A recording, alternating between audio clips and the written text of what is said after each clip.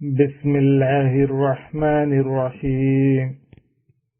Darussalam Mosque, Thorncliffe Park Drive, Toronto, Canada. Saturday after 6th Taraweeh, 6th of September 2008. Near and far relations. Get into Islam completely and do not follow the steps of Shaitan. The right understanding of Taqdeer. The Bayan is presented by Hazrat Maulana Mufti Saeed Ahmad Kalanpuri Sahib Damat Barakatuhu. Alhamdulillah. Nahmaduhu wa nasta'inuhu wa nastaghfiruhu wa nu'minu bihi wa natawakkalu alayhi. ونعوذ بالله من شرور أنفسنا ومن سيئات أعمالنا من يهده الله فلا مضل له ومن يضلله فلا هادي له وأشهد أن لا إله إلا الله وحده لا شريك له وأشهد أن سيدنا ومولانا وحبيبنا وشفيعنا محمدا عبده ورسوله أرسله إلى الناس كافة بشيرا ونذيرا وداعيا إلى الله بإذنه وسراجا منيرا صلى الله تعالى عليه وعلى آله وصحبه وبارك وسلم تسليما كثيرا كثيرا وبعد فأعوذ بالله من الشيطان الرجيم بسم الله الرحمن الرحيم يا أيها الذين آمنوا ادخلوا في السلم كافة ولا تتبعوا خطوات الشيطان إنه لكم عدو مبين صدق الله مولانا العظيم.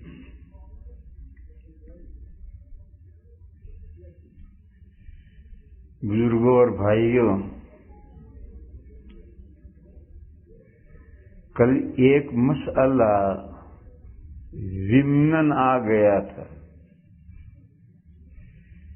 میں ایسا خیال کرتا ہوں کہ وہ مسئلہ کل پورا واضح نہیں ہوا. وہ مسئلہ تھا جینیٹک کا مسئلہ.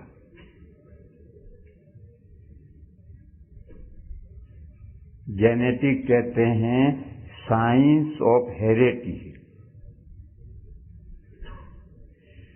اوپر سے نیچے اولاد میں کیا اثرات آتے ہیں. میراث کس طرح نیچے اوپر سے نیچے میراث کس طرح اترتی ہے، اس کا جو علم ہے، اس کی جو سائنس ہے، وہ جینیٹک کہلاتی ہے. کل یہ مسئلہ ضمناً آیا تھا. پھر پوری میں یہ خیال کرتا ہوں کہ اس کی پوری وضاحت کل نہیں ہوئی ہے. ہمارے یہاں تو یہ مسئلہ کوئی جانتا ہی نہیں، مگر آپ کے اس ملک میں یہ مسئلہ آپ حضرات کو بار بار آپ کے سامنے آتا رہتا ہے. اس لیے ضروری ہے کہ آپ اس مسئلے کو سمجھیں. اور کہاں آتا ہے؟ صرف 4 رشتوں میں.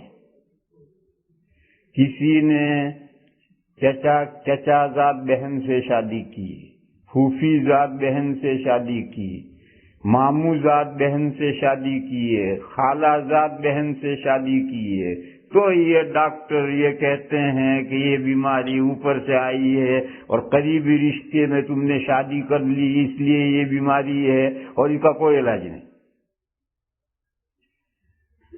اور یہ ان کے دماغوں میں ایسا بیٹھا ہوا ہے. یہ سب رونگ ہے. मगर रॉन्ग है, इसको समझना पड़े, बगैर समझे नहीं। रिश्ते कुल 4 हैं और 4 रिश्तों से सारी दुनिया एक फैमिली। रिश्ते कुल 4 हैं और इन 4 रिश्तों से सारी दुनिया एक फैमिली। एक वो जो आदमी से नीचे पैदा हुए, बेटा बेटी, फिर बेटा की औलाद पोता पोती, नवासा नवासी, फिर उनकी औलाद, फिर उनकी औलाद। यूं इस वक्त सारी इंसानियत आदम अलैहिस्सलाम की औलाद यूं है। लिहाजा आदमी से जो भी पैदा हुआ उससे निकाह नहीं हो सकता, वो करीबी रिश्ता है। और करीबी रिश्ते में हमारी किताबों में तो हिकमत ये लिखी गई है कि रग़बत पूरी नहीं होती, और निकाह में रग़बत अगर न हो तो निकाह से फायदा क्या? मियाँ बीवी में रग़बत न हो तो फायदा क्या निकाह से? और बेटी से कोई निकाह करे तो बाप की बेटी की तरफ रग़बत नहीं होती, बेटी की बाप की तरफ रग़बत नहीं होती, रग़बत नहीं तो निकाह से क्या फायदा? ये हमारी किताबों में हिकमत ये लिखी है, लेकिन एक हुक्म की मुतअद्दिद हिकमतें होती हैं। बस ये हिकमत कि ये करीब तरीन रिश्ता है, इसलिए शरीयत ने सबको हराम कर दिया। क़यामत तक हमारी नस्ल में क़यामत तक जितना दूर चले जाएंगे सब हराम। दूसरा रिश्ता है जिनसे आदमी पैदा हुआ है। आदमी माँ और बाप से पैदा होता है, फिर बाप अपने माँ बाप से पैदा होता है जिसको हम दादा दादी कहते हैं, फिर दादा के माँ बाप हैं, दादी के माँ बाप हैं। इसी तरह माँ अपने माँ बाप से पैदा हुई जिसको हम नाना नानी कहते हैं, फिर नाना के भी माँ बाप हैं, नानी के भी माँ बाप हैं। ये सिलसिला आदम अलैहिस्सलाम तक चलता जाएगा। ये सब रिश्ते हराम हैं, ये भी करीब तरीन रिश्ते कहलाते हैं। वो दुनिया में मौजूद 6-7 रिश्ते ही होते हैं, इससे ज्यादा एक वक्त में ज्यादा मौजूद नहीं होते, 6-7 रिश्ते होते हैं। मेरी उम्र कुछ ज्यादा नहीं, लेकिन मैंने 5 नस्लें तो मैंने देखी। मेरे दादा की गोद में मैं खेला हूं, मुझे खूब याद है। फिर मेरे वालिद, फिर मैं खुद, फिर मेरे बेटे, फिर मेरे बेटे बेटियों की औलाद। 5 नस्लें तो मैंने देख रखी। और अगर मैं 100 साल का हो गया तो 2 नस्लें और देखूंगा। तो 5, 6, 7 ही नस्लें एक वक्त में मौजूद रहती है। लेकिन फर्ज करो कि अगर क़यामत तक की नस्लें मौजूद हो, सबसे निकाह हराम, और आदम अलैहिस्सलाम तक के दादा दादी नाना नानी मौजूद हो जाए तो सबसे निकाह हराम। ये 2 रिश्ते नियरेस्ट कहलाते हैं, करीबी रिश्ते हैं। तीसरा रिश्ता है पहली असल, करीब तरीन असल की जितनी ब्रांचेस निकली, शाखें निकली, वो सब हराम। करीब तरीन असल क्या है? माँ और बाप। हम में से हर इंसान माँ बाप से वजूद में आया है, तो ये करीब तरीन असल है माँ और बाप। इनसे जितने निकले तो सब हराम। उनसे 3 तरह की औलाद निकलती है। एक तो माँ और बाप दोनों से निकले, वो तो हकीकी भाई और हकीकी बहनें हैं मेरी, वो तो मेरे हकीकी भाई और हकीकी बहनें। और अगर बाप की दूसरी बीवी है जो मेरी माँ नहीं है तो वो अल्लाह की भाई बहन है, वो भी सब हराम। और माँ के, मेरे बाप के अलावा शौहर से जो औलाद है वो अखियाफी भाई बहन है, वो भी सब हराम। یہ 3 طرح کی اولاد ہوتی ہے. پہلی اصل میں سے 3 طرح کی اولاد نکلتی ہے. میرے ماں باپ، ان ماں اور باپ دونوں میں شریک، وہ میرے حقیقی بھائی بہن ہیں، وہ سب حرام. اور نیچے قیامت تک جو ان کی اولاد آئے گی، بھتیجے بھتیجیاں، پھر ان کی اولاد، سب حرام. اور صرف باپ کی اولاد وہ بھی حرام، وہ اللہ کی بھائی بہن ہے. صرف ماں کی اولاد وہ بھی حرام، وہ عقیہ بھی بھائی بہن ہے.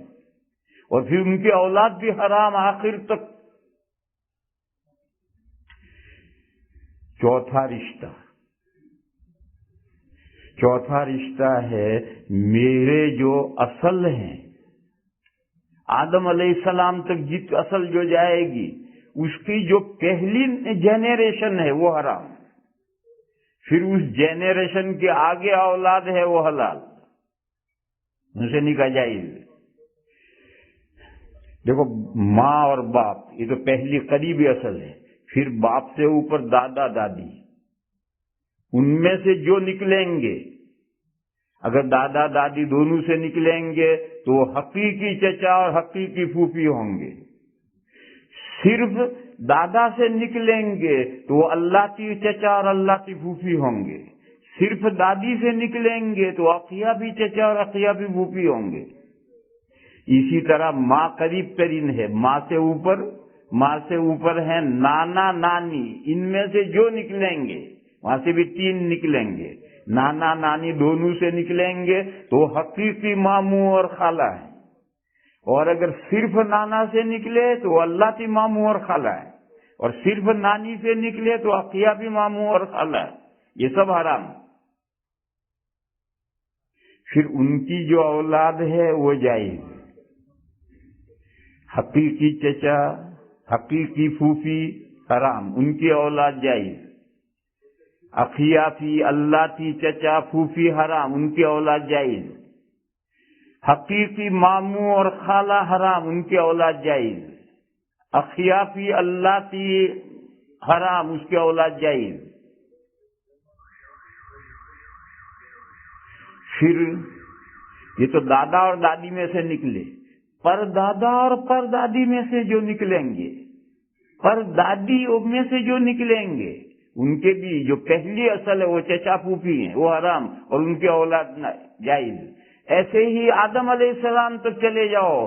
آدم علیہ السلام تک ہمارا جو دادا ہے یا جو نانا ہے، اس کی جو پہلی اولاد ہے وہ چچا پھوپھی اور خالہ ماموں ہیں، اور وہ حرام ہے. اور پھر ان کی جو اولاد ہے وہ حلال ہے. لہذا پوری دنیا ایک فیملی ہو گئی. آدم علیہ السلام تک چلتے چلے جاؤ، دادا دادی بے شمار دادے دادی بن جائیں گے. اور جتنے دادے دادی نانے نانی بن جائیں گے، سب کی پہلی اصل حرام ہے، اور ان کے اولاد پھر حلال ہو جائے گی. دلیل، نقلی دلیل تو یہ ہے کہ قرآن کریم میں نبی پاک صلی اللہ تعالی علیہ وسلم کے تعلق سے آیت ہے، اِنَّا أَحْلَلْنَا لَكَ أَزْوَاجَكَ اللَّاتِي آتَيْتَ أُجُورَهُنَّ. یہ لمبی آیت ہے. اس لمبی آیت میں آگے ہے وَبَنَاتِ عَمِّكَ وَبَنَاتِ عَمَّاتِكَ وَبَنَاتِ خَالِكَ وَبَنَاتِ خَالَاتِكَ. حضور سے فرمایا گیا کہ آپ کی چچا کی بیٹیاں آپ کے لیے حلال کی گئی، آپ کی پھوپھی کی لڑکیاں آپ کے لیے حلال کی گئی، آپ کے ماموں کی لڑکیاں آپ کے لیے حلال کی گئی، آپ کا خالہ کی لڑکیاں آپ کے لیے حلال کی گئی. یہ سورہ احزاب میں آیت پاک ہے نبی پاک صلی اللہ تعالی علیہ وسلم کے تعلق سے. اور عملی طور پر حضور کی بیویوں میں حضرت زینب بنت جحش حضور کی پھوپھی ذات بہن تھی اور حضور کے نکاح میں تھی. تو دلیل عقلی تو یہ ہے کہ قرآن میں خود اس کی صراحت موجود ہے، اور خود حضور نے اپنی پھوپھی ذات بہن سے نکاح کیا ہے. اور دلیل عقلی یہ ہے کہ اگر یہ چچا پھوپھی اور خالہ ماموں کی اولاد کو بھی آپ قریبی رشتہ قرار دیں گے اور حرام قرار اور نکاح حرام کہیں گے، تو پھر کس سے نکاح کریں گے؟ ساری دنیا تو چچا پھوپھی خالہ ماموں کی اولاد ہے. یہ ساری دنیا تو چچا پھوپھی خالہ ماموں کی اولاد ہے، پھر نکاح کرو گے کس سے؟ اس لیے وہ حرمت ایک جگہ تک روکنی پڑے گی، اسے نیچے نہیں اتار سکتے ورنہ نکاحی سلسلہ بند ہو جائے۔ یہاں رک کر کے ایک بات سمجھو، ہمارے یہاں ہندوؤں کا بھی ایک طریقہ ہے۔ ہندوؤں کا طریقہ یہ ہے، ایک مثال دوں، حضرت مریم عیسیٰ علیہ السلام کی والدہ رضی اللہ تعالی عنہا، ان کی والدہ کا نام ہے عمران، حضرت مریم کی والدہ کا نام ہے معلوم نہیں، حنا نام ہے، ان کے والد کا نام عمران ہے، اور حضرت زکریا علیہ السلام کی اہلیہ جو ہیں ان کا بھی معلوم نہیں کیا نام ہے۔ یہ دونوں بہنیں تھی، حضرت زکریا علیہ السلام کی بیوی اور حضرت مریم کی والدہ، یہ دونوں بہنیں تھی۔ حضرت عمران کی بیوی سے حضرت مریم پیدا ہوئی تو حضرت زکریا کی بیوی خالہ ہوئی، کس کی؟ حضرت مریم کی خالہ۔ اور حضرت زکریا کے صاحبزادے حضرت یحییٰ علیہ السلام، تو کیا ہوئے؟ خالہ زاد بھائی بہن، حضرت مریم اور حضرت یحییٰ خالہ زاد بھائی بہن۔ پھر حضرت مریم کے صاحبزادے حضرت عیسیٰ علیہ السلام۔ اب عیسیٰ علیہ السلام اور حضرت یحییٰ کا رشتہ بتاؤ۔ ہمارے ہندو کہیں گے ماموں بن جائے، ہمارے ہندو کہیں گے ماموں بن جائے، یحییٰ علیہ السلام ماموں کہیں گے اور حضرت عیسیٰ کو بانجا کہیں گے۔ یہ غلط ہے، ہندو آنا تصور ہے۔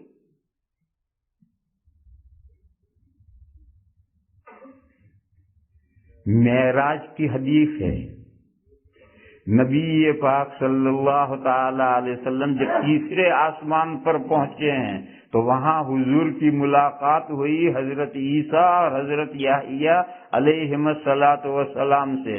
حدیث میں آیا ہے ابن الخالت، خالہ زاد بھائیوں سے ملاقات ہوئی۔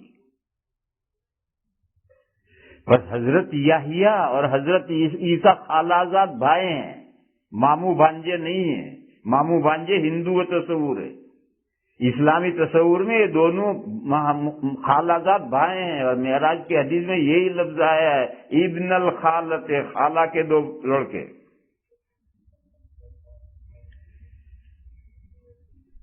اور عقلی دلیل یہ ہے کہ یحییٰ علیہ السلام کی جگہ پر اگر کوئی بیٹی ہوتی تو پھر کیا ہندو کیا رشتہ کرتے؟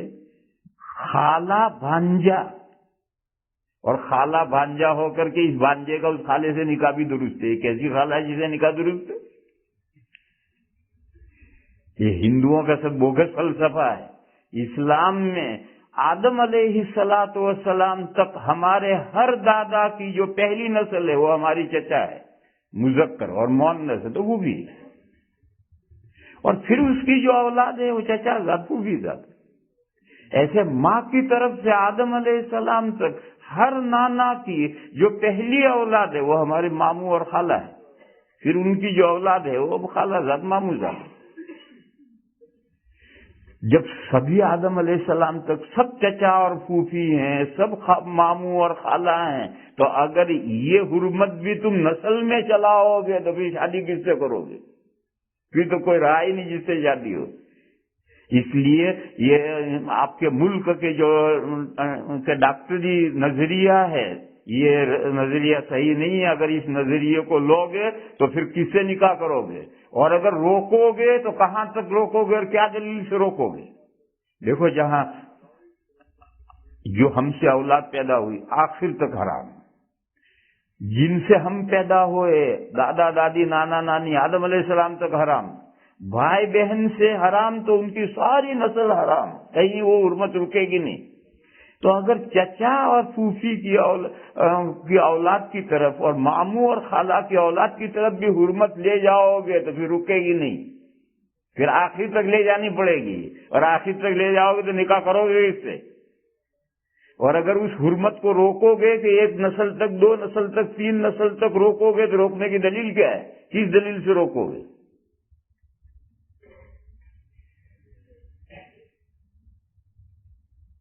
یہ تو وہ کل والی بات تھی، جینیٹک والی بات، وہ میں نے آپ کو سمجھائی۔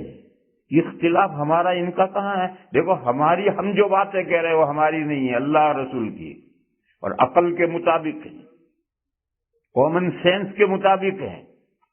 اور یہ جو ڈاکٹر کہتے ہیں ان کی دلیل کیا؟ کچھ بھی دلیل نہیں، ان کو کون سی دلیل ہے؟ اور عقل کے خلاف ہے۔ اگر ان کی بات مانو گے تو پھر ساری دنیا سے نکاح حرام ہو جائے گا، اور چچا اور پھوپھی کی اولاد کو کہیں تک روکو گے کہ یہاں تک حرام، اس کے بعد بھی دور ہو گیا، تو کیا دلیل دور ہونے کی؟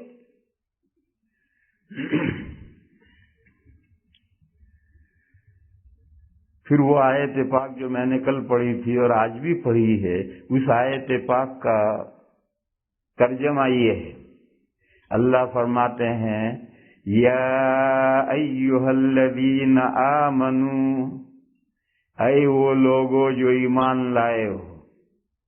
کون نکل گئے؟ جو اللہ کے دین پر، اللہ کے حبیب پر، اللہ کے رسول پر ایمان ہی نہیں لائے۔ چھوڑو انہیں، وہ جو کرنا ہو کریں، ان سے کیا لینا دینا ہمیں۔ لیکن ہم جو یہاں اکٹھا ہیں، یہ تو وہ بندے ہیں جو اللہ پر ایمان لائے ہیں، اللہ کے رسول کا دامن انہوں نے تھام لیا ہے۔ ان کو پکار کر کہا جا رہا ہے یا ایھا الذین آمنوا ادخلوا فی السلم کافہ۔ السلم اور الاسلام کے معنی ہیں دین اسلام، جو اللہ کی طرف سے نازل ہوا۔ اللہ فرماتے ہیں کہ دین اسلام میں پورے کے پورے آ جاؤ، کمپلیٹلی آ جاؤ، چھوڑے۔ جب اللہ پر اور اللہ کے رسول پر تم ایمان لے آئے تو اس کا تقاضا یہ ہے کہ ایک کے ہو کر رہو۔ اللہ پر ایمان لائے، اللہ کے ہو کر رہو۔ اللہ کے حبیب پر ایمان لائے، اللہ کے حبیب کے ہو کر رہو۔ یہ ایک پیر اسلام میں، اور یہ ایک پیر اسلام سے باہر، یہ تو ہر جائی ہوا، یہ تو ہر جائی ہوا۔ ہر جائی نہیں سمجھے تم، اردو نہیں سمجھے پورے۔ معشوق ہوتی ہے، اس کا ایک عاشق کے ساتھ رہے، اور آج اس عاشق کے ساتھ ہے، کل اس عاشق کے ساتھ ہے، پرسوں اس عاشق کے ساتھ ہے، تو وہ معشوق نہیں، وہ تو ہر جائی ہے۔ تو اگر ایک اللہ کے ہو کر رہو تو ایمان کے تقاضے کے مطابق تم، اور اگر اس ایک اللہ کے اور ایک رسول کے ہو کر نہ رہو تو پھر تو تم کیا ایمان ہوا تمہارا؟ تمہارے جائی ہوئے۔ تمہارا جی چاہا جمعہ کے دن نماز پڑھنے کو تو پڑھ لی، اور تمہارے جاب نے کہا کہ 6 دن نہیں پڑھنی تو نہیں پڑھی، تو تم کہاں اللہ کے رہے؟ جمعہ کے دن تو تم اللہ کے رہے، 6 دن تو تم جاب کے ہو گئے، تمہارا جاب خدا ہو گئے۔ تمہارا جی چاہا کہ ختنہ کرائیں تو تم نے کرا لی، تو اللہ کے حکم پر تعمیل کی، اور تمہارا جی چاہا داڑھی منڈانے کو تو تم نے داڑھی منڈا دی، تو کہاں اللہ کے رہے؟ جس اللہ نے اور جس شریعت نے ختنہ کرانے کا حکم دیا ہے، اسی شریعت نے یہ بھی حکم دیا ہے کہ مونچھ کاٹو، داڑھی بڑھاؤ۔ اب تم نے مونچھ تو بڑھا لی، داڑھی کاٹ لی، تو اللہ کے دین کے اور اللہ کے حکم پر کہاں رہے تم؟ ایک قدم تو تمہارا اللہ کے دین میں رہا، ایک قدم تو تمہارا باہر رہا۔ یہ کوئی ایمان کا تقاضا نہیں، یہ کوئی اسلام کا تقاضا نہیں ہے۔ جب اسلام لے آئے تو کمپلیٹلی اسلام میں آ جاؤ۔ ایک شخص ہندو تھا، مسلمان ہوا، مسلمان ہونے کے بعد بھی گوشت نہیں کھاتا، یا گوشت تو کھاتا ہے، گائے کا گوشت نہیں کھاتا، تو یہ کمپلیٹلی اسلام میں نہیں آیا ہے۔ اس کی لو ہندو مذہب کے ساتھ لو لگی ہوئی ہے۔ جس مذہب میں پہلے تھا اس مذہب میں گوشت نہیں کھایا جاتا تھا، تو اب بھی وہ نہیں کھاتا، یا گوشت تو کھاتا ہے لیکن گائے کو وہ محترم مانتا تھا اور گوشت گائے کا نہیں کھاتا تھا، اب بھی نہیں کھاتا. اس کا مطلب وہ کمپلیٹلی اسلام میں نہیں آیا، مسلمان ہونے کے بعد بھی اس کی لو لگی ہوئی ادھر. یا مثال لو، ایک عیسائی تھا، وہ مسلمان ہو گیا اور مسلمان ہونے کے بعد بھی خنزیر کھاتا ہے. مسلمان بھی کھاتے ہیں خنزیر. پلین میں میرے ساتھ نیکسٹ سیٹ پر ایک نوجوان تھا، کیا شک میں تھا کیا پتا چلے کون ہے. جب کھانا آیا تو اس نے پوچھا چکن پوک، اس نے کہا پوک. میں سمجھا کوئی عیسائی لڑکا ہوگا. اچھا شراب، وہ تو کھانے سے پہلے شراب دیتے ہیں. 2 بوتلیں لی اس نے، پتلی پتلی چھوٹی چھوٹی 2 بوتلیں لی اور پی تو ایک، اس نے ایک واپس کر دی مگر لی 2. اور پھر جب اس نے پوچھا تو چکن پوک، تو اس نے کہا پوک لے کر کھایا اس نے. پھر جب ٹورنٹو اترنے کا وقت آیا تو امیگریشن فارم بھرنا پڑتا ہے، تو میں نے دیکھا تو اس نے اپنا نام عمران لکھا اور وطنیت ایرانین لکھی. میں نے دیکھا اسے کیا فارم بھر رہا ہے، تو نام اس نے اپنا عمران لکھا اور نیشنلٹی اس نے ایرانین لکھی. میں سر پکڑ کے بیٹھ گیا کہ مسلمان بچہ کہاں تک پہنچ گیا ہے. تو یہ تو بے راہ روی ہے. ظاہر ہے جب دین صحیح اسے نہیں پہنچایا گیا اور صحیح دین پہنچانے کی اس پر محنت نہیں کی گئی تو یہ حال ہمارے نوجوانوں کا ہو جائے گا. میں کبھی دیکھ کر کے آیا ہوں اپنے نوجوان کو. یہ میں نے اس سے کچھ کہا نہیں، اس لیے کہ وہ اردو تو سمجھنا نہیں تھا، پتہ نہیں کون سی زبان سمجھتا تھا، انگریزی بولتا تھا اور میں بھی ٹوٹی پھوٹی جانتا تھا، اس لیے میں نے اس سے کوئی بات ہی نہیں کی. مگر میں نے اس کو دیکھا کہ اس نے نام یہ لکھا، نیشنلٹی یہ لکھی. میرے بھائیوں، آج ہم اپنی دنیا میں مگن ہیں اور ہم میں سے جو دیندار ہیں وہ اپنے دین پر شاداں و فرحاں ہیں کہ اللہ جل شانہ امن والہ نے ہمیں دیندار بنا دیا. حالانکہ قرآن کریم میں ایک آیت پاک ہے، یا ایھا الذین آمنوا لا یضرکم من ضل اذا اہتدیتم. اے وہ لوگوں جو ایمان لائے ہو، اگر تم راہ یاب ہو گئے تو جو کھڈے میں جائے تمہارا کیا بگڑتا ہے.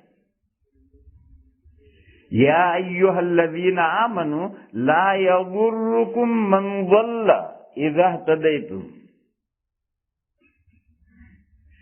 حضرت صدیق اکبر رضی اللہ تعالی عنہ نے فرمایا کہ لوگ اس آیت کو غلط سمجھتے ہیں. وہ یہ سمجھتے ہیں کہ ہم دیندار ہیں، دین پر صحیح عمل کر رہے ہیں تو ہماری دنیا اور آخرت کامیاب ہو جائے گی. حضور حضرت صدیق نے فرمایا قسم خدا کی میں نے حضور سے سنا ہے کہ اگر تم ظالم کا ہاتھ نہیں پکڑو گے تو اللہ تعالی عذاب سب کو شامل کر دیں گے. چنانچہ علماء کہتے ہیں کہ یہ آیت کریمہ تبلیغ کرنے کے بعد اس کا نمبر ہے. آپ اپنی ذمہ داری پوری کر چکے، دین پہنچا چکے، تبلیغ آپ کر چکے اور پھر بھی نہیں مانتا تو اب ہماری ذمہ داری نہیں ہے کہ ہم زبردستی اسے دین پر لے آئیں. کون لا سکتا ہے؟ لا اکراہ فی الدین، دین میں زبردستی ہے ہی نہیں، لیکن دین پہنچانا یہ ضروری ہے. تو علماء کہتے ہیں کہ اس آیت کا نمبر ہے دین کی صحیح تبلیغ ہو جانے کے بعد. اگر آپ نے دین کی صحیح تبلیغ نہیں کی ہے اور آپ یہ خیال رکھیں کہ بس میں ہدایت پر ہوں، جائے ساری دنیا جہنم کی بھاڑ میں جائے میری بلا سے، ایسا نہیں ہے. وہ دنیا جہنم کی بھاڑ میں جائے گی تو اس کی پکڑ آپ سے بھی ہوگی. اس کی مثال ہے، اللہ کا ارشاد ہے یا ایھا الذین آمنوا قوا انفسکم واہلیکم نارا. اے وہ لوگوں جو ایمان لائے ہو، اپنے آپ کو جہنم سے بچاؤ، اپنی فیملی کو جہنم سے بچاؤ. خود نماز پڑھ لی تم نے، دین پر عمل کر لیا، بیوی اگر دین سے دور ہے، اولاد اگر دین سے ویران ہے تو خود نماز پڑھ کر خود دین پر عمل کر کے دنیا اور آخرت میں سکسیس نہیں ہو سکتے ہو. پکڑ ہوگی دنیا میں بھی ہوگی آخرت میں بھی ہوگی. دنیا میں وبال بھگتنا پڑے گا. اگر اولاد آوا ویران ہوئی, بیوی بد چلن ہوئی تو اس کا وبال دنیا میں بھگتنا پڑے گا. اور آخرت میں اگر اولاد برباد ہوئی اور بیوی غلط راہ پر پڑ گئی تو شوہر سے اور باپ سے مواخذہ ہوگا کہ تم نے ایسے اولاد کو کیوں کیا. میرے بھائیوں, آج جو صورتحال ہے پوری دنیا کی, ذرا گھر سے نکلو اور تمہیں اپنے محلے میں مثالیں ملیں گی, اپنے شہری میں مثالیں ملیں گی, اپنے شہر کے قریب دیہاتوں میں مثالیں ملیں گی. آپ کو ایسے مسلمان ملیں گے کہ جو مسلمان کہلاتے ہیں اور دین سے واقف نہیں, کوئی دین پہنچانے ان تک گیا ہی نہیں. اور یہ صورتحال ابھی ماضی قریب نے نہیں بگڑی ہے, سینکڑوں سال سے یہ بگڑتی چلی آئی ہے. آہستہ آہستہ بگڑتی صورتحال یہاں چلی آئی کہ آج 70% مسلمان دین سے بے خبر ہو گئے. یہ جو 70% دین سے بے خبر مسلمان ہو گئے, اس کی ذمہ داری کس پر ہے میرے بھائیو؟ ہم پر ہے. ہم کو جو 4 لفظ دین کے آتے ہیں, ہم پر ذمہ داری ہے کہ ہم ان تک دین پہنچائیں. دین ہم نے انہیں پہنچا دیا اور پھر بھی وہ دین کی طرف نہ آئے تو پھر اب ہماری ذمہ داری نہیں ہے. تو حضرت صدیق اکبر نے کہا کہ یہ آیت کریمہ لوگ غلط سمجھتے ہیں کہ ہم دین پر آ گئے, دین پر ہم عمل کریں گے, دوسرے کہیں بھی جو کچھ ہونا ہو چاہے گمراہ ہو جائے ہمارا کچھ نہیں بگڑتا. یہ صحیح نہیں ہے. یہ آیت کریمہ پہلے تبلیغ پوری کرو, ہدایت پہنچاؤ, دین پہنچاؤ, اور پہنچانے کے بعد اگر وہ دین پر نہ چلے تو اس کی مرضی وہ جانے, پھر میری کوئی ذمہ داری نہیں. لیکن اگر ہم نے دین کی صحیح تبلیغ نہیں کی تو اللہ کے ہم سے بات پوچھ ہونے والی.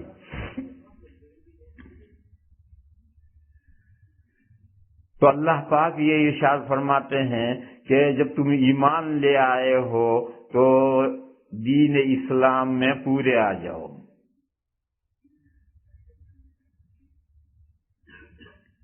لفظ اسلام کے معنی ہیں سر افگندگی, یہ فارسی ترجمہ ہے. سرنڈر ہونا, سر افگندگی, سر ڈالنا. آپ لوگ تو بہت کھیتوں سے بہت دور ہو گئے, تھوڑی دیر کھیت میں چلو. ایک مثال دوں,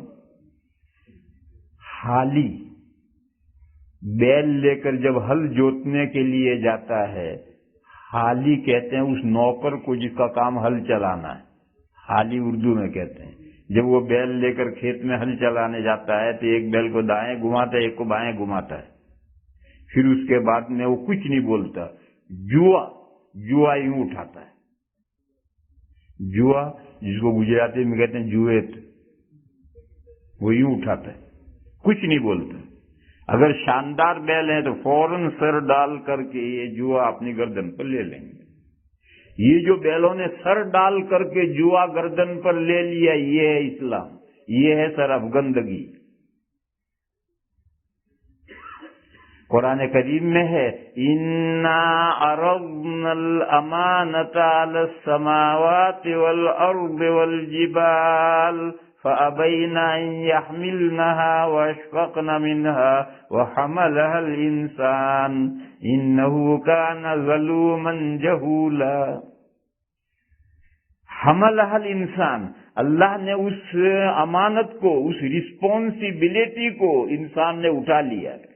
اس نے جوا اس کو دکھایا تو اس نے سر ڈالا اور اس رسپانسبلٹی کو اپنی گردن پر لے لیا. لا الہ الا اللہ محمد الرسول اللہ پڑھنے کا مطلب ہی ہے.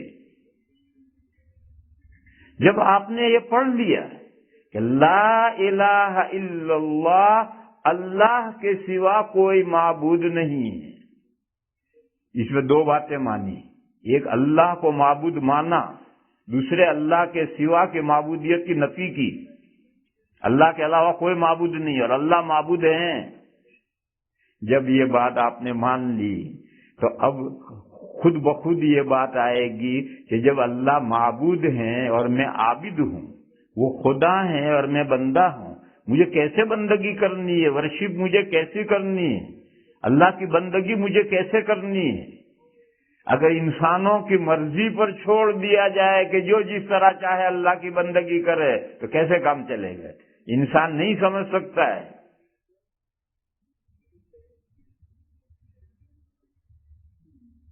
لہذا اگلا جملہ ہم نے پڑھا محمد الرسول اللہ، حضرت محمد مصطفیٰ آقا مدنی صلی اللہ تعالی علیہ وسلم پیغام بر ہیں۔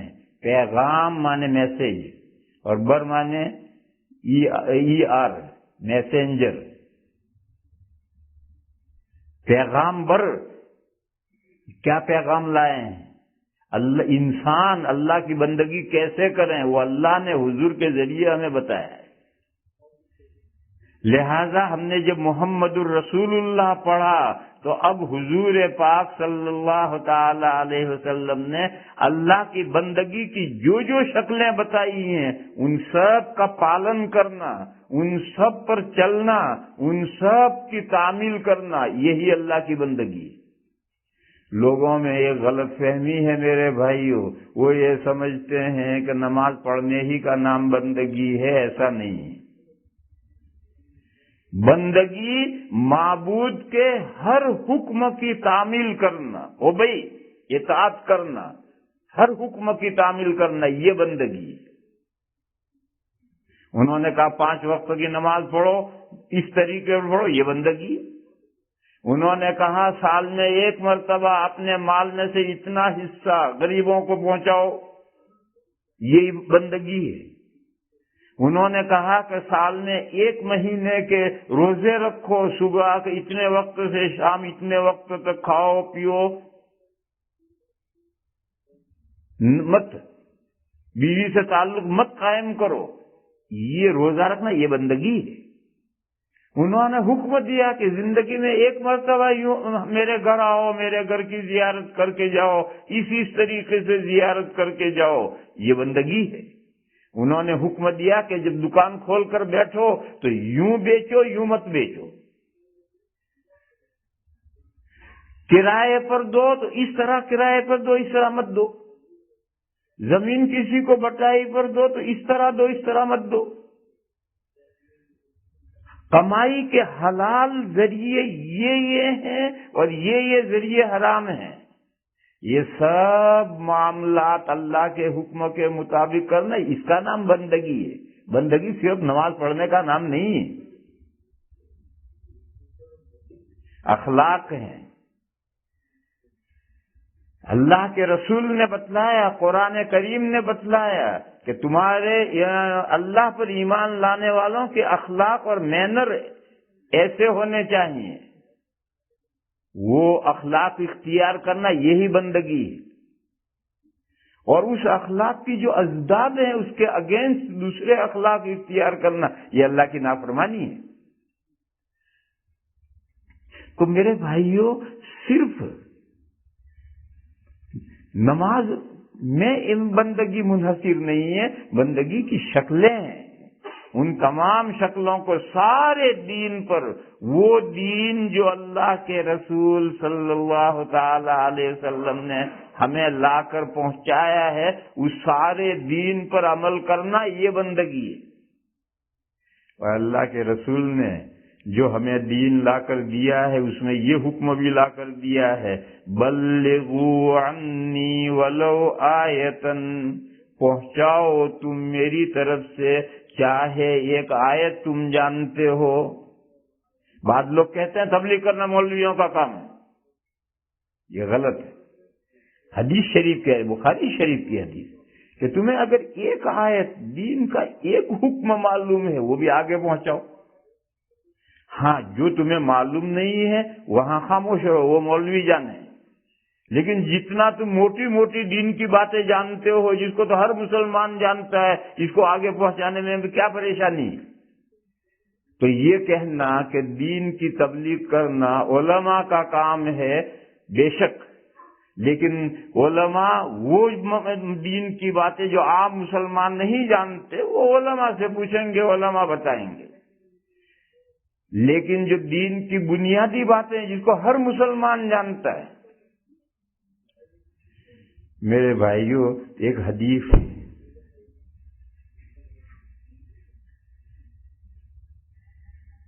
بہت مشہور حدیث ہے، اور آپ حضرات کو حدیث معلوم بھی ہو تو بھی اسے بار بار سننی چاہیے، اس لیے کہ اس میں پورے دین کا خلاصہ نچوڑ آیا ہے۔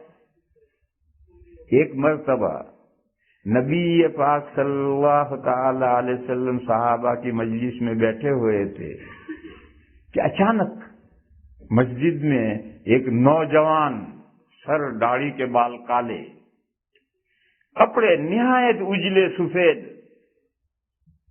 مسجد میں داخل ہوئے، اور وہ مجمع کو چیرتے ہوئے حضور کے قریب آ کر بیٹھ گئے، گھٹنے حضور کے گھٹنے سے لگا دیے۔ اب سب صحابہ حیرت میں، یہ کون ہے؟ ایسا معلوم جیسے گھر میں سے نہا دھو کر کپڑے بدل کر آ رہا ہے، یعنی مدینے کا باشندہ ہے، مدینے کا باشندہ ہے تو مجمع میں سے کوئی پہچانتا نہیں۔ آج تو ایسا ہو سکتا ہے کہ ہمارے نیبر ہو اور ہم نہ پہچانتے ہوں، ہمارے محلے میں ہو اور ہم نہ پہچانتے ہوں، آج تو ایسا ہو سکتا ہے، لیکن مشرقی تہذیب میں ایسا نہیں ہو سکتا۔ ہمارے دیوبند کا ہو اور دیوبند کا کوئی آدمی اسے نہ پہچانے، کیسے ہو سکتا ہے؟ اس نے آ کر بیٹھ کر کے پہلا سوال کیا، مل ایمان، ایمان کیا ہے؟ نبی پاک صلی اللہ تعالی علیہ وسلم نے فرمایا 7 باتیں ماننے کا نام ایمان ہے۔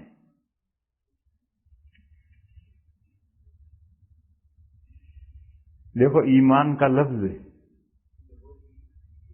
مختلف معنی میں آتا ہے، یہاں جو ایمان ہے وہ معنی وہ ہے، اور ایک تبلیغ والے اعلان کرتے ہیں بے نماز کے بعد بیٹھ جائیے، ایمان و یقین کی بات ہوگی، وہ ایمان اور ہے، وہ تبلیغ والوں کا ایمان ہے۔ وہ لفظ ایمان بمعنی یقین استعمال کرتے، ایمان کا لفظ یقین کے معنی میں آتا ہے، اور یہ ایمان یہ دوسرا ایمان ہے۔ حضور نے فرمایا 7 باتیں ماننے کا نام ایمان ہے۔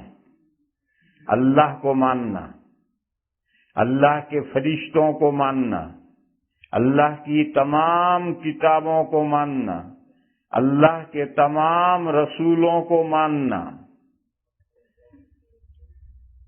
الیوم الآخر، اس دنیا کا لاسٹ ڈے آ رہا ہے، اس پر یقین رکھنا، ایمان رکھنا کہ لاسٹ ڈے آ رہا ہے،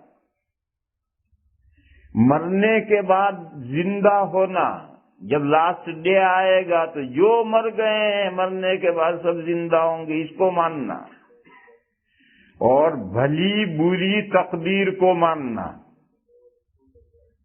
یہ 7 باتیں ماننے کا نام ایمان ہے۔ ان 7 میں سے 6 تو آپ لوگ سمجھتے ہیں، لیکن بھلی بری تقدیر ماننا اس کو کچھ لوگ صحیح نہیں سمجھتے۔ تقدیر کے معنی ہے پلاننگ، اندازہ ٹھہرانا۔ جیسے آپ یہ بلڈنگ بنائیں تو بلڈنگ بنانے سے پہلے آرکیٹیکٹ سے اس کی پلاننگ ہوگی۔ اللہ جل شانہ عما نوالہ نے یہ جو دنیا پیدا کی ہے تو ازل میں جب کوئی چیز نہیں تھی، اللہ نے اپنی دنیا، جو اللہ آگے دنیا پیدا کرنے والے ہیں اس کی اللہ نے پلاننگ کر لی۔ پلاننگ کے بغیر یہ دنیا نہیں پیدا ہوئی، اسی کا نام تقدیر ہے۔ یہ جو اللہ نے پلاننگ کی ہے ازل میں، جب یہ پوری کائنات نہیں تھی، اللہ ہی تھے، اس وقت جو اللہ نے اس عالم کے لیے پلاننگ کی ہے اس کا نام ہے تقدیر۔ اس تقدیر میں یہ ہے کہ گھی کھاؤ گے فیٹ مین بنو گے،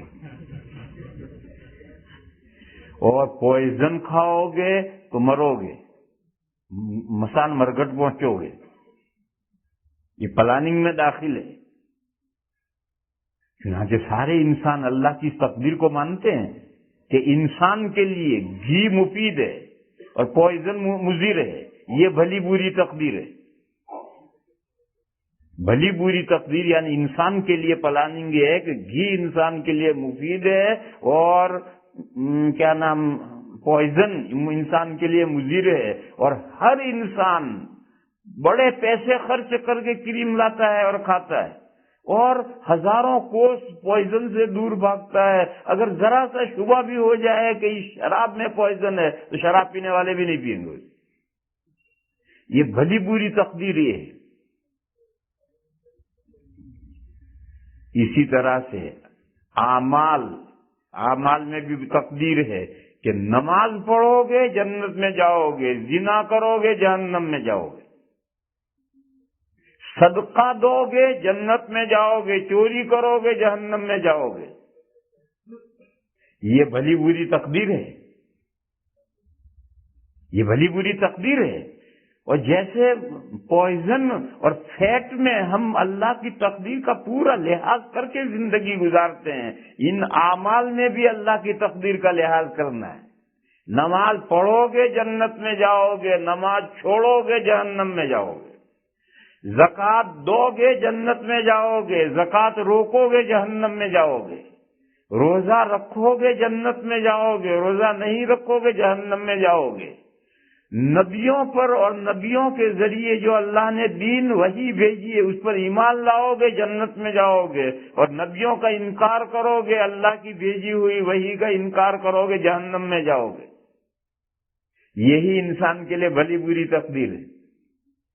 اور جو انسان کے لیے مفید باتیں ہیں وہ اختیار کرنی ہے، اور انسان کائناتی چیزوں کی حد تک اللہ کی تقدیر کی پوری پابندی کرتا ہے۔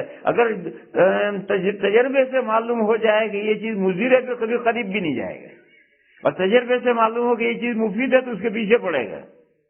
تو میرے بھائیوں، ایمان و کفر میں اس کا لحاظ کیوں نہیں کرتے؟ ایمان جنت میں لے جانے والا عمل ہے، کفر جہنم میں لے جانے والا عمل ہے۔ بس جو جنت میں جائے گا وہ ایمان کی وجہ سے جائے گا، جہنم میں جائے گا وہ کفر کی وجہ سے جائے گا۔ یہی تقدیر الہی ہے، یہی انسان کے لیے بھلی بری تقدیر ہے۔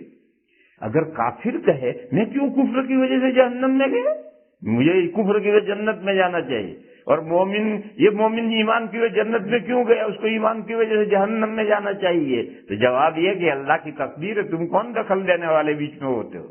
اللہ نے کائنات پیدا کرنے سے پہلے اس کائنات کے بارے میں پلاننگ کر لی ہے کہ ایمان جنت میں لے جائے گا، کفر جہنم میں لے جائے گا، نماز روزہ زکوٰۃ حج جنت میں لے جائے گا، اور برائیاں کبائر اور گناہ جو جہنم میں لے جائیں گے۔ یہ اللہ کی تقدیر ہے، اس میں کسی کو کرنے کے درمیان دخل دینے کی اجازت نہیں۔ کوئی کہتا ہے کہ مجھے 2 ٹانگ دی اللہ نے، بھینس کو 4 کیوں دی؟ مجھے بھی 4 دیتے میں دوڑتا۔ اور کن کھجورے کو 44 پیر دیے، مجھے 2 ہی پیر کیوں دیے؟ یہ اللہ کی تقدیر ہے۔ تو بولنے والا کون ہے بھائی کہ اس کو 2 آنکھیں دی، فلاں مخلوق کو 1 آنکھ دی اور فلاں مخلوق کو کوئی آنکھ نہ دی؟ یہ اللہ کی تقدیر ہے، اس میں تجھے دخل دینے کی کیا ضرورت؟ وہ ایک صاحب تھے، چلتے چلتے ایک آم کے درخت کے نیچے سستانے کے لیے بیٹھے اور لیٹے، تو اوپر کیریاں لگ رہی تھی اور قریب میں کھیت میں بیل پر تربوز لگ رہے تھے۔ تو وہ بیٹھے پڑے پڑے سوچ رہے تھے کہ اللہ میاں بھی عجیب ہیں، اتنے بڑے درخت کو اتنی کیریاں دی ہیں، اور یہ بیچاری ناتواں بیل اس کو اتنا بڑا بڑا پھل تربوز اٹھوایا ہے، کیا انصاف ہے اللہ پاک کا۔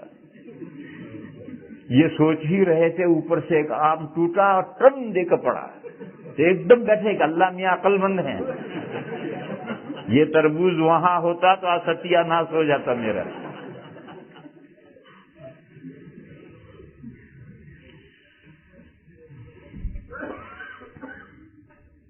تقدیر اس کا نام ہے۔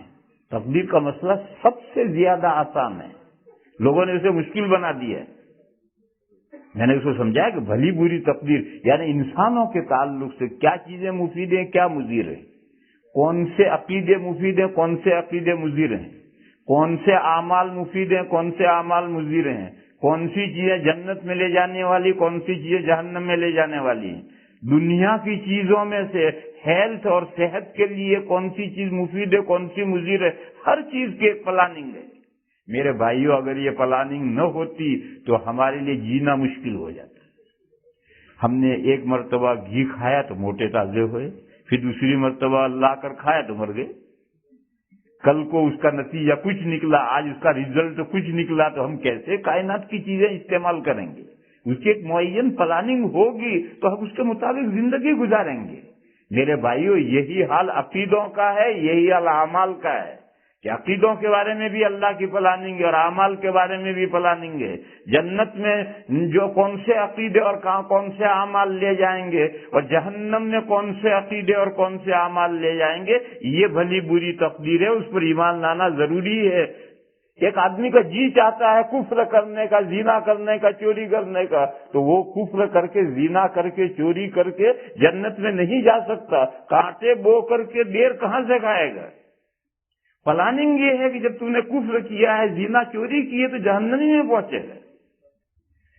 پھر سنو، یہ جو پلاننگ ہے یہ ڈیٹیل کے ساتھ ہے، تفصیل کے ساتھ ہے، گول گپا نہیں ہے۔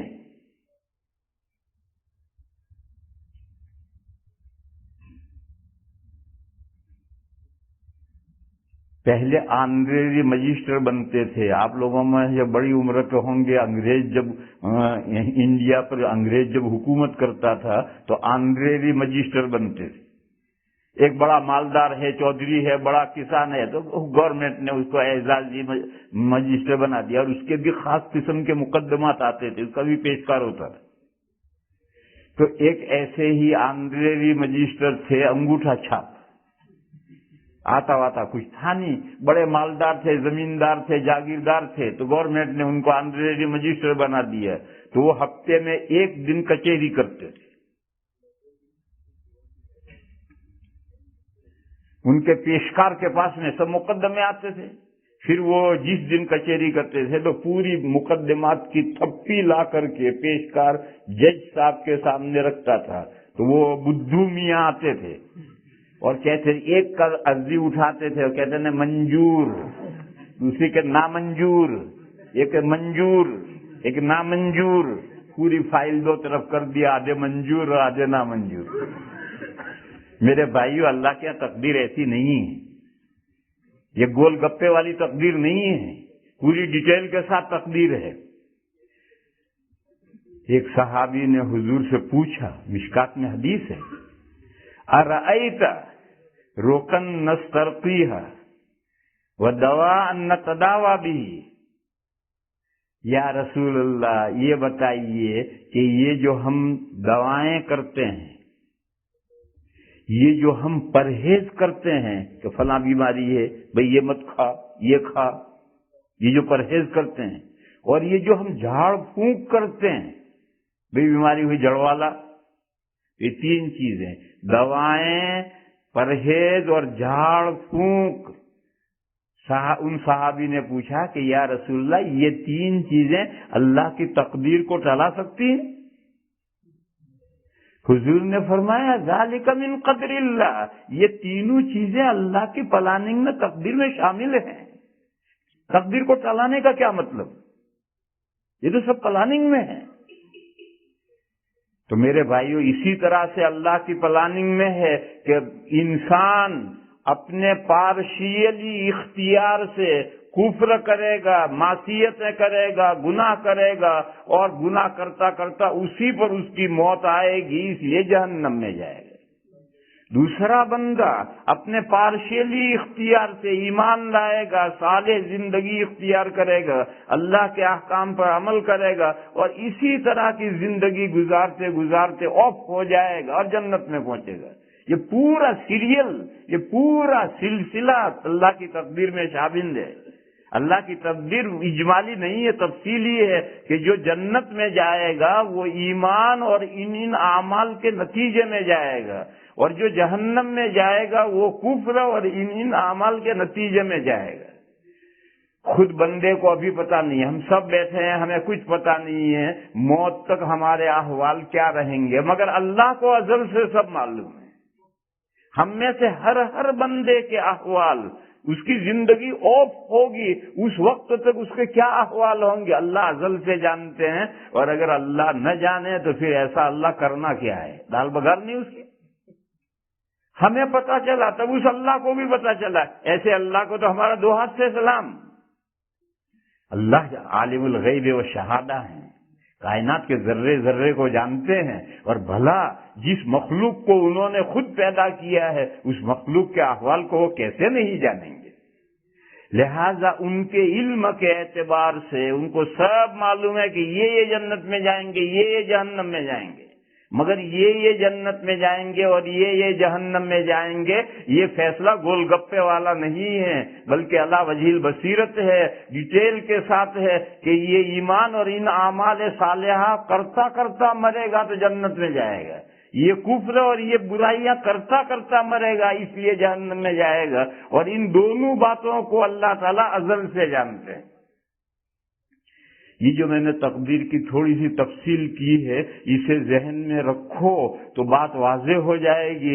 لوگ تقدیر کے بارے میں صحیح مفہوم تصور نہیں رکھتے، تو نبی پاک صلی اللہ تعالی علیہ وسلم نے فرمایا کہ یہ 7 باتیں دل سے ایکسپٹ کرنے کا نام ایمان ہے۔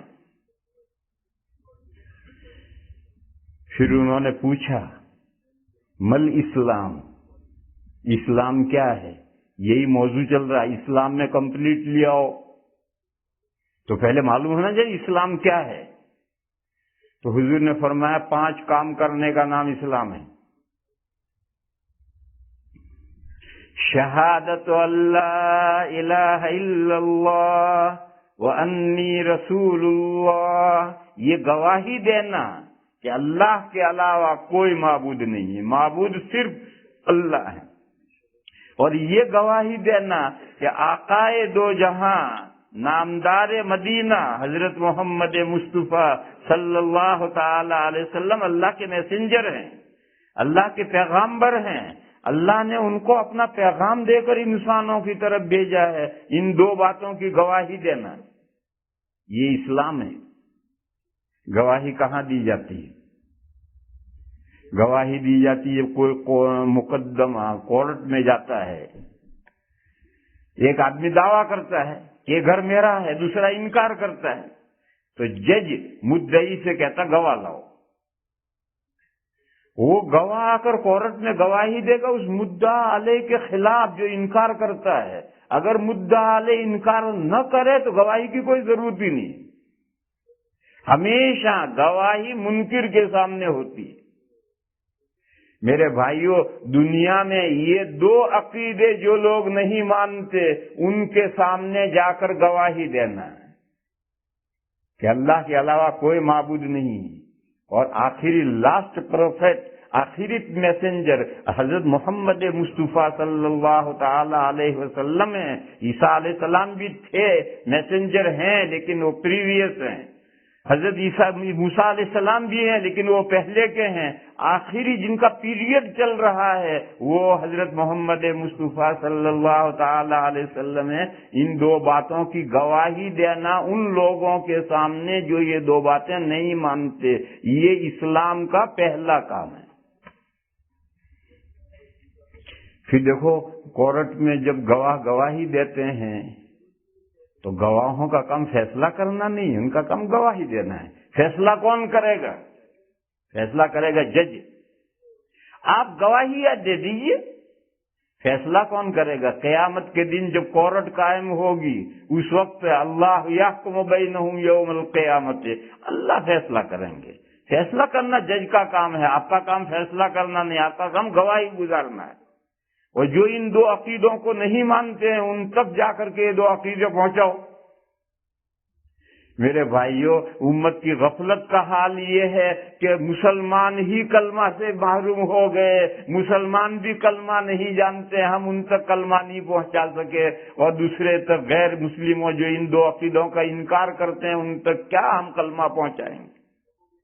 حالانکہ اس امت کا یہ فریضہ ہے کہ ہر انسان، چاہے وہ عیسائی ہو، یہودی ہو، ہندو ہو، بدھسٹ ہو، مجوسی ہو، کچھ ہی ہو، یہ دو عقیدے نہیں مانتا، اس کے سامنے گواہی دینی، یعنی اس سے کچھ نہیں کہنا۔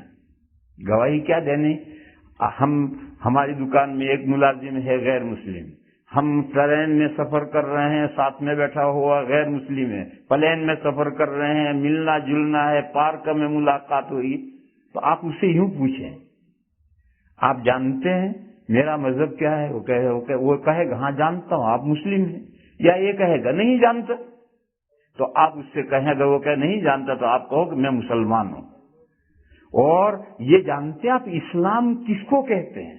وہ کہے گا میں تو نہیں جانتا، تو آپ کہیں کہ دیکھو میں مسلمان ہوں، میرا یہ عقیدہ ہے، آپ اس سے کچھ نہ کہیں، آپ اس سے کہیں میرا یہ عقیدہ ہے کہ معبود صرف اللہ ہے، ان کے علاوہ کوئی معبود نہیں ہے، نہ کمپلیٹ پورا معبود ہے، نہ پارشیلی معبود ہے، جیسے عیسائیوں کے یہاں ٹرینیٹی میں دو خدا اور ہیں، صرف اللہ معبود ہے کمپلیٹلی، اس کے علاوہ کوئی معبود نہیں ہے، اور آخری میسنجر جو آدم علیہ السلام سے سلسلہ پیغمبروں کا چلا، ان میں آخری پیغمبر مکے میں ایک شخصیت پیدا ہوئی آج سے اتنے سال پہلے، جن کا نام پاک محمد تھا، وہ ان کو میں آخری میسنجر مانتا ہوں، اور وہ اللہ کے یہاں سے جو پیغام لائے ہیں اس پر میں چلتا ہوں۔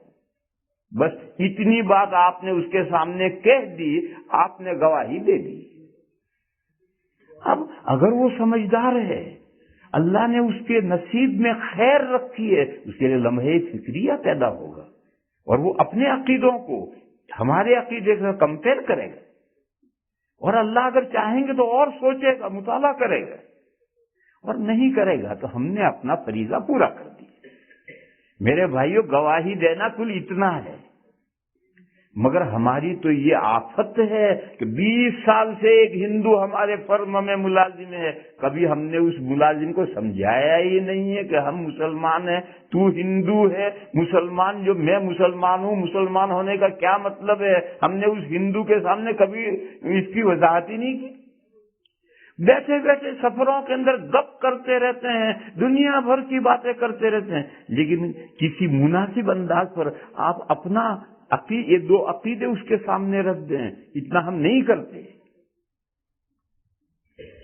تو فرمایا پہلا عمل، اسلام کا پہلا عمل توحید باری اور رسالت محمدی کی گواہی دینا ہے۔ گواہی مسلمان کے سامنے نہیں ہوگی، مسلمان تو کلمہ طیبہ پڑھے گا، لا الہ الا اللہ محمد الرسول اللہ۔ ہم کسی مسلمان کو سکھلائیں گے تو کلمہ طیبہ سکھلائیں گے، اور کلمہ شہادت اشہد اللہ الہ، اذان ہوتی ہے نا، اذان میں کہتا ہے اشہد اللہ الہ الا اللہ۔ کیوں؟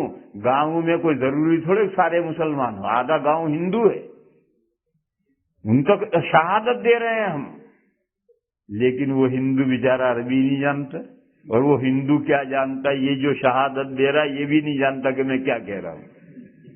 ہماری بدقسمتی کا حال دیکھو کہ ہم کہاں تک پہنچے ہیں۔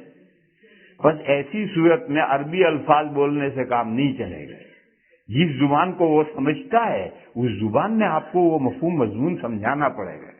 تو فرمایا حضور نے کہ 5 کاموں کا نام اسلام ہے، توحید و رسالت محمدی کی منکروں کے سامنے گواہی دینا، اور نمازوں کا اہتمام کرنا، زکاتیں ادا کرنا، ماہ رمضان کے روزے رکھنا، اور بیت اللہ کی زیارت کرنا، حج کرنا اگر تمہارے اندر مالی وسعت ہے۔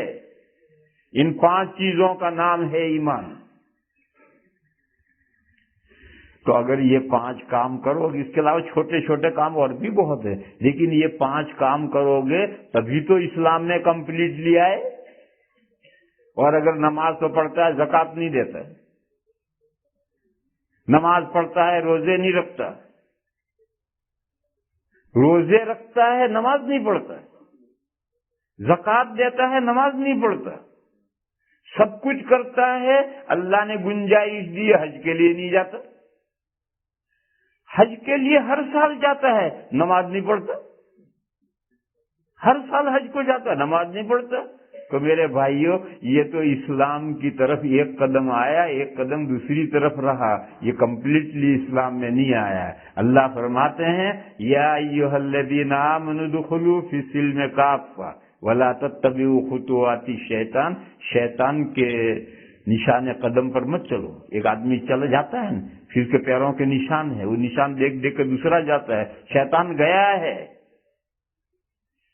دیکھو میرے بھائیوں، کبھی گناہ نہ کرنا یہ فرشتوں کی شان ہے، کبھی کوئی گناہ ہو ہی نہیں تو فرشتوں کی شان ہے، اور گناہ کر کے اس پر اڑ جانا، توبہ نہ کرنا، یہ شیطان کی شان ہے۔ اور انسان کا کمال کیا ہے کہ گناہ کرے نہیں، اور ہو جائے تو فوراً توبہ۔ دادا نے گناہ کیا نہیں تھا، لغزش ہو گئی تھی، پھسل پڑے تھے، گناہ ہو گیا تھا، گناہ ہو گیا تو فوراً ندامت کے آنسو بہائے، اتنے بہائے کہ اللہ کی طرف سے مغفرت خود استقبال کرنے آئی، اور اللہ نے کلمات سکھلائے کہ یہ کلمات ہیں، یہ کلمات کے ذریعے سے توبہ کرو، ہم قبول کر لیں گے۔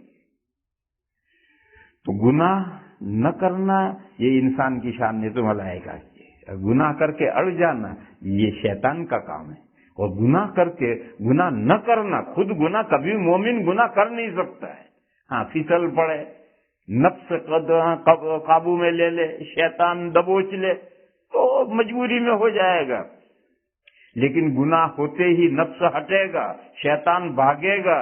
جب آدمی تنہا ہوگا تو گناہ ہونے کے بعد میں اس کو فوراً احساس ہو جائے۔ وَإِذَا فَعَلُوا فَاحِشَةً أَوْ ظَلَمُوا أَنفُسَهُمْ ذَكَرُوا اللَّهَ فَاسْتَغْفِرُوا لِذُنُوبِهِمْ وَمَنْ يَغْفِرُ الذُّنُوبَ إِلَّا اللَّهُ وَلَمْ يُصِرُّوا عَلَى مَا فَعَلُوا وَهُمْ يَعْلَمُونَ۔ لہذا میرے بھائیوں، قرآن یہ کہہ رہا ہے کہ شیطان کے نقش قدم پر مت چلو، تمہارا صریح دشمن ہے۔ اللہ کی باتیں، اللہ کے رسولوں نے، اللہ کے نیک بندوں نے جو آپ کو بتلائی، ان باتوں کو سنو، ان کے اوپر چلو۔ اور اسلام کا اپنا ایک امتیاز ہے، اس اسلام کے امتیاز کو باقی رکھو۔ دیکھو میرے بھائیوں، یہ سکھ ہیں، ان کے مذہب کا امتیاز ہے داڑھی اور پگڑی۔ آج دنیا میں کہیں چلے جائیں، ان کی داڑھی اور پگڑی کو کوئی چھو نہیں سکتا ہے۔ اور اسلام کا امتیاز بھی داڑھی تھی، اسلام کا یونیفارم ہے داڑھی۔ سکھوں کی داڑھی اور طرح کی ہے، سادھوؤں کی داڑھی اور طرح کی ہے، مسلمان کی داڑھی اور طرح کی ہے۔ یہ داڑھی اسلام کا امتیاز ہے، مگر مسلمان نے اپنا امتیاز کھو دیا۔ کیوں؟ شیطان نے پٹی پڑھائی کہ داڑھی کے بغیر تیرا جاب باقی نہیں رہے گا۔ ارے بھائی، ان سکھوں کا جاب باقی تمہارا کیوں ختم ہو گیا؟ یہ شیطان پٹی پڑھاتا ہے کہ اگر تو داڑھی رکھ لے گا تیرا جاب باقی نہیں رہے گا۔ کہیں جاب نہیں، رزاق اللہ ہے، کوئی نہیں۔ اسی طرح سے لوگ جاب کرتے ہیں اور نماز نہیں پڑھتے، تو کہیں تو کہتے ہیں باس اجازت نہیں دیتا۔ اور باس کو کیا پریشانی؟ پریشانی کہاں ہے؟ مسلمان جاب پر نماز پڑھنا چاہتا ہے اور نماز میں آدھا گھنٹہ جو لگاتا ہے اس کی بھی تنخواہ لینا چاہتا ہے۔ ابھی اس کی تنخواہ، تو نے اپنی عبادت کی، تیرا 8 گھنٹہ خرچ ہوا ہے، پیمنٹ کس چیز کا؟ یا تو اپنے اوور ٹائم لگا، تو نے آدھا گھنٹہ نماز میں لگایا ہے تو 1 گھنٹہ اوور ٹائم لگا، 1 گھنٹہ نہ لگا کم سے کم 1.25 گھنٹہ اوور ٹائم لگا، یا اپنے ٹائم میں سے آدھے گھنٹے کی تنخواہ کٹوا۔ پھر دیکھ کون سا باس ہے جو تجھے نماز پڑھنے سے روکے؟ کوئی باس دنیا میں ایسا پاگل کوئی انسان نہیں ہے، اور ہو سکتا ہے ایسا کوئی پاگل، دیکھو پاگلوں کی کمی نہیں ہے دنیا میں، ایک ڈھونڈو 70 ملتے ہیں۔ تو اگر ایسا کوئی باس ہے تو چھوڑو۔ ملک خدا تنگ نیست، پائے گدا لنگ نیست۔ اللہ کی حکم ملک تھوڑے ہی تنگ ہے اور ہمارا پیر تھوڑے لنگڑا ہے، کسی اور جگہ جاب کر لیں گے۔ لیکن سمجھدار آدمی ہے وہ کبھی انکار نہیں کر سکتا. جب آپ آدھا گھنٹہ لگاتے ہیں اور پون گھنٹہ اوور ٹائم کرتے ہیں یا آدھا گھنٹہ لگاتے ہیں اس کی تنخواہ کٹواتے ہیں, وہ کیوں منع کرے گا؟ لیکن آدمی کو پڑھنی خود نہیں ہے نماز, اور بہانہ باس کا کرتا ہے کہ باس اب مجھے اجازت نہیں دیتا. میرے بھائیوں, یہ سب بہانے ہیں. اگر آدمی نہ چاہے تو پھر ہر چیز دشوار ہے, اور جس دن آدمی چاہے گا ہر کام آسان ہے. اس لیے میرے بھائیوں, اسلام کا شعار داڑھی ہے. اور لندن وہ بھی آپ سے ایڈوانس ملک ہے, یو کے. وہاں میں جاتا ہوں, مسجدوں میں پہلی دوسری تیسری صف کے اندر کوئی بے داڑھی کا ہوتا ہی نہیں. میں نہیں, لندن میں کوئی بے, 2-3 صفوں میں کوئی بے داڑھی کا نہیں. پیچھے کچھ ہوتے ہیں, وہ تو ہمارے ہندوستان میں بھی ہوتے ہیں. لیکن یہ جو آپ کا ملک ہے اس میں اس کی کمی ہے. میرے بھائی, یہ جو کمی ہو ماننی چاہیے کہ یہ کمی ہے. یہاں اللہ کے جو نیک بندے ہیں جو پہلی صف میں نماز پڑھتے ہیں وہ بھی روز کبیرہ گناہ کرتے ہیں داڑھی منڈاتے. آ کر پہلی صف میں نماز پڑھنے کا مطلب اللہ کا نیک بندہ ہے, دین کا جذبہ ہے. اور پھر دین کا نیک بندہ ہونے کے باوجود, دین کا جذبہ ہونے کے باوجود ایک حرام کام روز صبح اٹھ کر کرتا ہے. اسی طریقے سے آدمی 4 نمازیں پڑھتا ہے, ظہر نہیں پڑھتا, باس نہیں پڑھنے دیتا, باس کے سر ڈال دیا, ارے کوئی باس نہیں ہے, تو پڑھنا چاہے گا تو ہر باس پڑھنے دے گا نماز. اس لیے میرے بھائیوں, اسلام نے کمپلیٹلی آؤ. شیطان اس طرح سے دشمن ہے, انسان کا کھلا ہوا دشمن ہے. اس کے نقش قدم پر مت چلو. اللہ کے رسول نے جو دین پہنچایا ہے اسے سیکھو, سمجھو اور تمام مسلمانوں تک پہنچاؤ.